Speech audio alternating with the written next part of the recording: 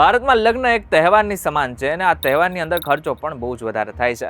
એક રિસર્ચના આંકડા પ્રમાણે લગભગ ભારતમાં જે લગ્નનું માર્કેટ છે ને એ 10 લાખ કરોડની આસપાસ છે.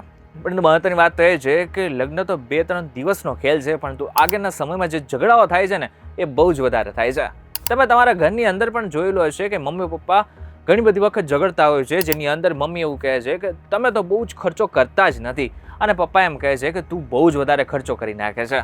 પરંતુ મહત્વની વાત તો એ છે કે આ ઝઘડો થવાનું કારણ જ એ છે કે લગ્ન સમયે બંને એટલે કે પતિ અને પત્નીએ 5 એવી ભૂલો કરી હતી કે જેને કારણે હવે નકરા ઝઘડા જ એમના ઘરમાં થાય છે. પરંતુ એ 5 ભૂલ જે લોકોના લગ્ન થવાના છે ને એને નથી કરવાની.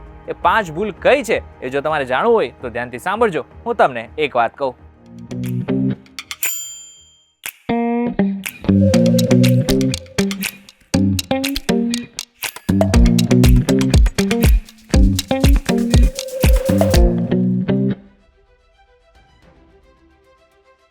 એક વાત કહું, આપનું સ્વાગત છે અને હું છું આપનો દોસ્ત કરણ ચડોતરા. સૌથી પહેલો ને સૌથી મહત્વની જે ભૂલ કોઈ નથી કરવાની એ છે કે તમારી જે આર્થિક લેવડ દેવડ છે, લોન છે કે પછી બીજા હપ્તા છે એની વાત પોતાના પાર્ટનરથી છુપાવવાની નથી. આમ જોવા જાય ને તો એક સર્વે એમ કહે છે કે દર વર્ષે જે પર્સનલ લોન અને ક્રેડિટ કાર્ડનો યુઝ છે ને એ 20% દર વર્ષે વધે છે.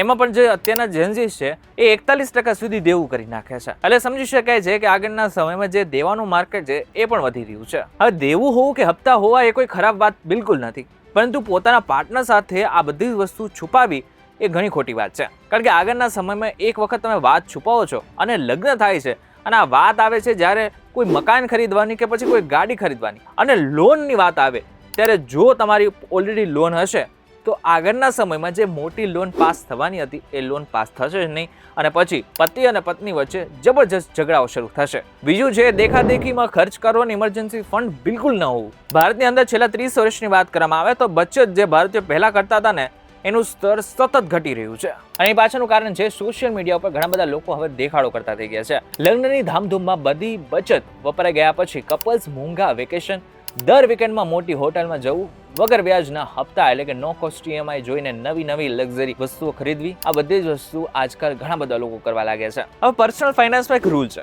તમારા જેટલા પણ મહિનાના ખર્ચા હોય છે, જે જરૂરિયાતના ખર્ચા છે એને ગુણ્યા 6 કરવાના અને આ બાદ જે આંકડો આવે ને એ તમારી પાસે એટલું ઇમરજન્સી ફંડ હોવું જરૂરી છે. એટલે આગળના સમયમાં જો તમારી ઉપર કોઈ મોટી આફત આવી ગઈ ને તો 6 મહિના જેટલું બચત છે ને તમારી એ આગળના સમયમાં કામ આવી શકે. ત્રીજું, ઈગો ક્લેશ. આ મારી કમાણી ને આ તારી કમાણી છે. આવું ઘણી બધી વખત આપણે કપલ્સની અંદર જોતા હોઈશું. ઘણા કપલ્સની અંદર એક વસ્તુનો ઝઘડો ચોક્કસથી થતો હશે અને એ હશે કે હું તારા કરતાં વધારે કમાઉં છું અથવા તો હું તારા કરતાં વધારે ખર્ચો કરું છું. જો કે આ બહુ જ સામાન્ય થતું જઈ રહ્યું છે. જો કપલની અંદર એક જ પાર્ટનર ઉપર બધો જ ખર્ચો આવી જાય અને બીજો પાર્ટનર માત્ર મોજ શોખ ઉપર જ રહે, પરંતુ આગળના સમયમાં ઝઘડાઓ તો થાય છે, પરંતુ જે સપનાઓ જોયેલા હતા લગ્ન બાદ એ કોઈ પણ સપના પૂરા થતા જ નથી અથવા તો મોડા પૂરા થાય છે. એટલા માટે થઈને ખાસ કરીને મારો ખર્ચો અને તારો ખર્ચો કરવા કરતાં બંને એક જ એકાઉન્ટ ખોલીને બધા જ પૈસા એક જ એકાઉન્ટમાં રાખો અને આ બાદ ઇન્વેસ્ટમેન્ટમાં પૈસા અલગ રાખો અને આની સાથે જે વસ્તુ વાપરવાની છે એ બધા જ પૈસા પણ અલગ રાખો. ચોથું, મોંઘવારી સમજવી નથી અને આગળના સમયમાં ઇન્વેસ્ટમેન્ટ પણ નથી કરવું. દેશમાં રોજબરોજની વસ્તુઓની મોંઘવારી 5 થી 6% દરે વધે છે, જ્યારે ભણતર અને હોસ્પિટલનો ખર્ચ દર વર્ષે 10 થી 12% મોંઘો થઈ રહ્યો છે. અને જો મોંઘવારીમાં બચત નહીં કરીએ તો આગળના સમયમાં સતત આપણને ભોગવવું પડશે. અને આનાથી પણ વિશેષ આજકાલ ઘણા બધા કપલ્સને એનાથી ખબર પડતી કે લગ્નના 2 થી 3 વર્ષ હોય છે ને એ ગોલ્ડન પીરિયડ હોય છે. જો કોઈ કપલ લગ્નના તરત પછી દર મહિને 10,000 રૂપિયા મ્યુચ્યુઅલ ફંડમાં રોકે છે તો 15 વર્ષમાં અંદાજે 50 લાખ રૂપિયાનું ફંડ તૈયાર કરી શકે છે. પરંતુ જો આ જ રોકાણ માત્ર 5 વર્ષ મોડું શરૂ કરાય છે તો 10 વર્ષમાં એ જ 50 લાખ મેળવવા માટે દર મહિને બમણા એટલે કે અંદાજે 21,000 રૂપિયા રોકવા પડશે. એટલે કે જેટલું રોકાણ વહેલું શરૂ કરશો ને એટલો જ ફાયદો તમને બંનેને થશે. પાછું, ઇન્સ્યોરન્સ ન લેવો. આમ જોવા જાય તો કદાચ તમને લાગતું હશે કે ઇન્સ્યોરન્સ એક એવી વસ્તુ છે કે જેમાં પૈસા માત્ર વેડફાય છે. જોકે આ વાત બિલકુલ ખોટી છે. ભારતમાં હોસ્પિટલના અચાનક આવી પડતા ખર્ચને પહોંચી વળવા માટે 80%થી વધુ લોકોએ પોતાની જિંદગીની બચત વાપરી નાખી છે અને આનાથી પણ વિશેષ વ્યાજે પૈસા લેવા પડે છે. જોકે મહત્વની વાત તો એ છે કે જે કપલ હોય છે ને એમાંથી જે વ્યક્તિ કમાય છે એનો તો ઇન્સ્યોરન્સ હોવો જોઈએ, પરંતુ જે વ્યક્તિ કમાતી નથી એમનો પણ ઇન્સ્યોરન્સ હોવો એટલું જ જરૂરી છે. હવે ઇન્સ્યોરન્સ કેટલો હોવો જરૂરી છે?